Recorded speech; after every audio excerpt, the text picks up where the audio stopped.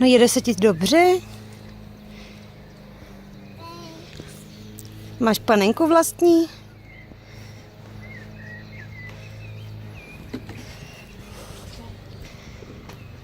Chceš to rozepnout?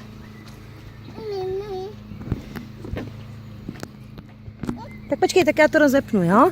Takhle. A tady druhý. Tak si můžeš vzít panenku? Můžeš si s ní hrát?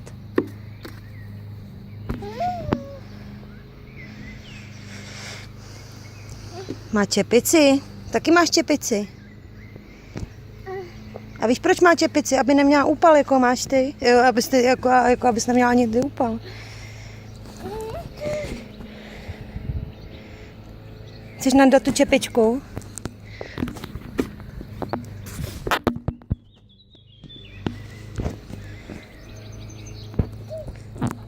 Jak já ti ji nandám, jo? Jdeš? Tak.